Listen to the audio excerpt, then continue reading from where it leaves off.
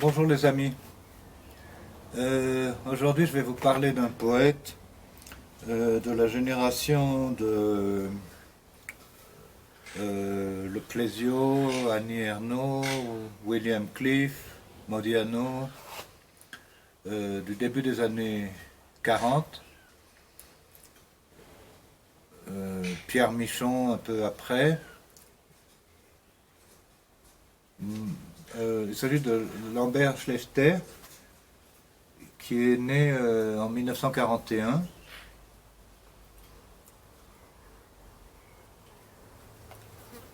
Au Luxembourg. C'est sans doute le plus grand poète luxembourgeois vivant aujourd'hui. Et non seulement poète, mais aussi auteur de prose. Le Luxembourg où il vit toujours, quoiqu'il passe une grande partie de sa vie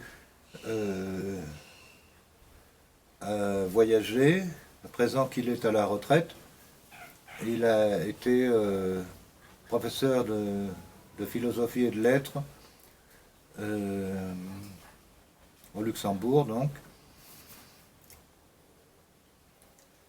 Romancier, poète, chroniqueur, et nous sommes en train de publier ici depuis déjà plusieurs années, depuis 3 ans, une anthologie de ses poèmes et textes en espagnol aux éditions artisanales La Cartonera. Une anthologie est déjà parue en Espagne, en espagnol, et une autre en espagnol aussi au Luxembourg, avec 2 autres poètes luxembourgeois parmi les plus reconnus. Curieusement, on a parfois choisi les mêmes poèmes pour l'anthologie que dans l'anthologie espagnole, ce qui fait qu'il y aura pour certains poèmes 2 traductions, une traduction espagnole et une traduction mexicaine.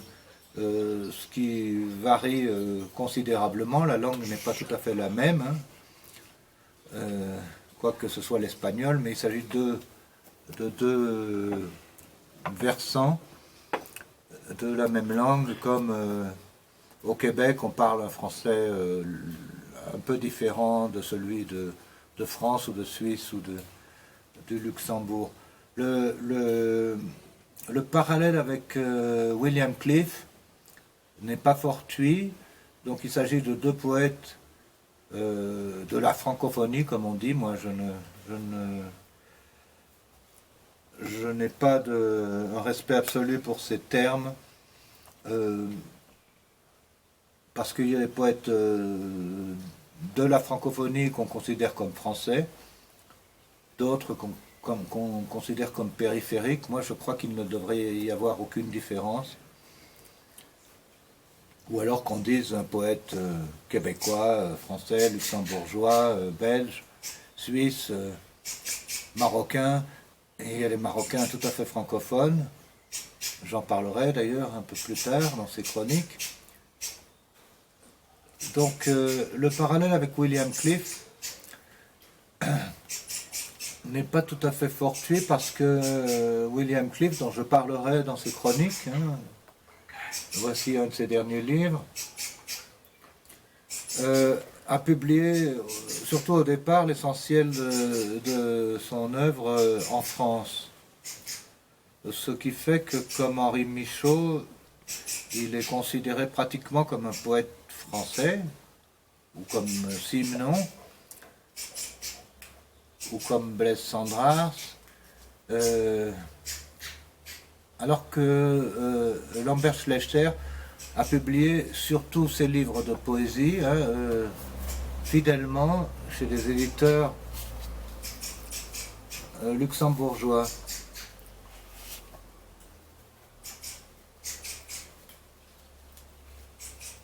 Il s'agit de petits livres aux éditions Phi au Luxembourg, de poèmes, le plus souvent en vers, courts, en Nevin,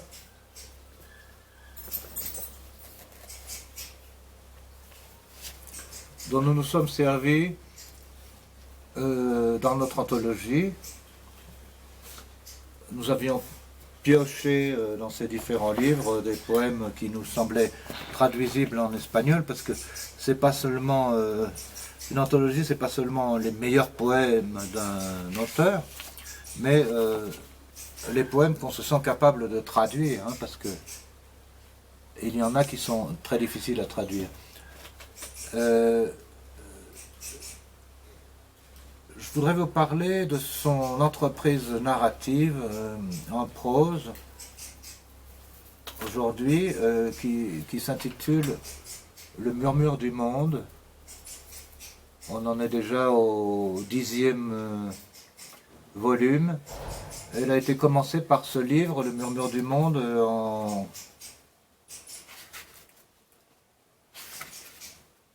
Castor Astral en 2006. Et Lambert Schlechter écrit à peu près un volume par an. Il avait déjà écrit de la prose avant, en particulier dans ce roman, paru aux éditions Phi aussi. Roman, prose, on ne sait pas tellement là définir génériquement. Donc le murmure du monde a déjà plusieurs volumes, parus chez différents éditeurs, hein, Inévitable bifurcation, aux éditions Les Doigts dans la prose, La trame des jours, aux éditions des Vanneaux, aux éditions Phi luxembourgeoises, Monsieur Pinget saisit le râteau et traverse le potager. Aux éditions Timbad, une mythe sous la semelle du Titien.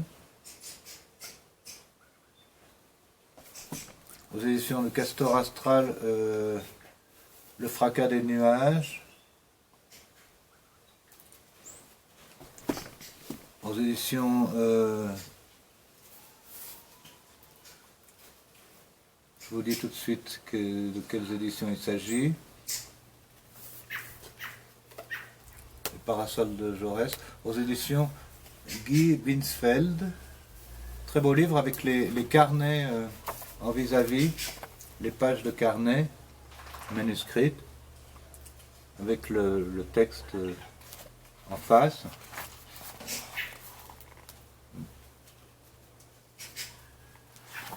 Très bel objet. Donc des éditions Guy Binsfeld, Les Parasols de Jaurès, qui reproduit un carnet Moleskine à l'identique. Et le dernier paru, Je n'irai plus jamais à Théodosia.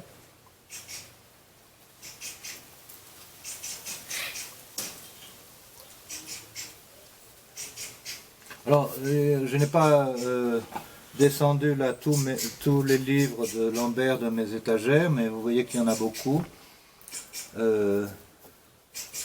C'est un poète très prolifique et non prolixe. Je rappelle que Michel Butor, au questionnaire de Proust, qui lui avait été infligé par Bernard Pivot, le mot que vous détestez le plus dans la langue française, avait répondu prolixe. Parce que souvent les journalistes confondent prolixe et prolifique. Butor était prolifique, Lambert aussi, Hélène Sixou aussi, mais non pas prolixe. Disons qu'ils sont féconds, mais qui ne publie pas à tort à travers n'importe quoi. C'est toujours chez Lambert d'une haute tenue. Je vais essayer de vous en lire un fragment, parce qu'il faut donner le goût quand même de la langue. Alors, sur cette question de la prolificité et de la prolixité, voici, fragment 87 de Je n'irai plus jamais à Féodosia. Ce ne sont jamais des notes négligentes ou provisoires, elles sont définitives, comme ça et pas autrement. Je n'ai ni le temps ni la patience de fignoler, de m'empêtrer dans des scrupules et des repentirs. Je ne produis pas d'émouvants et dramatiques brouillons à rature. Je me précipite vers le précipice avec des pas résolus. Je suis un velléitaire volontariste, un amorceur, et ce sont des amorces qui doivent aboutir, ce qui signifie aller jusqu'au bout, c'est-à-dire jusqu'au bout de la page, qui est le bas de la page, telle une amorce sacrebleu qui s'annonce sans crier gare, laisse-la éclater, sacrebleu, laisse-la répandre ses retombées, étincelles et cendres, le blanc de la page t'a aspiré, le blanc de la page t'a inspiré, écrire sous aspiration, inspiration, c'est ma façon, ça me fait avancer dans mes bricoleries. Aujourd'hui j'écris une page sur la page et ça donne une page. Mes commentateurs posthumes ne manqueront pas de relever cela, je n'ai que peu de talent et aucune imagination, j'ai juste pour écrire l'obsession de la chute du temps le long des pages, de page en page. Voilà, quant au titre « Je n'irai plus jamais à Féodosia », il est tout à fait anecdotique parce que ce n'est qu'un fragment d'un texte, c'est pas du tout le thème du livre, hein, c'est un mot comme ça, une phrase prise au hasard et qui se trouve représenté tout d'un coup tout le volume. Ces titres sont en général assez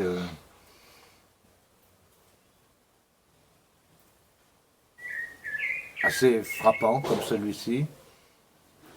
Là, je lis sur la 4e de couverture un fragment où se trouve ce titre. J'ai été près de toi, proximité pour laquelle il n'y a pas de mots.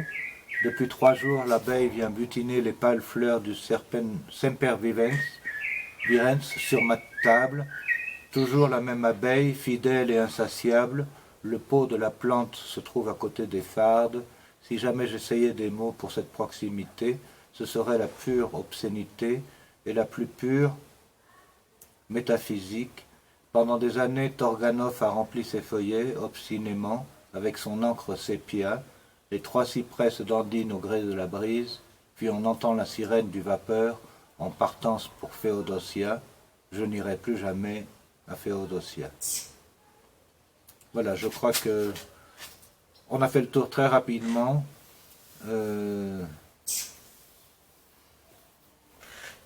Du murmure du monde. Maintenant, il faut qu'on établisse notre anthologie qui est déjà traduite et qui ne reste plus qu'à réaliser, mais c'est une petite édition artisanale pour laquelle nous avons traduit ça. Donc voilà, espérons que ce sera bientôt. Merci les amis et à bientôt, des chroniques sur d'autres auteurs de la francophonie comme William Cliff, ou un auteur français mais qui a beaucoup publié au Québec et en Suisse, Patrice Béret, dont je rendrai compte des 3 recueils de poésie. Et à demain les amis.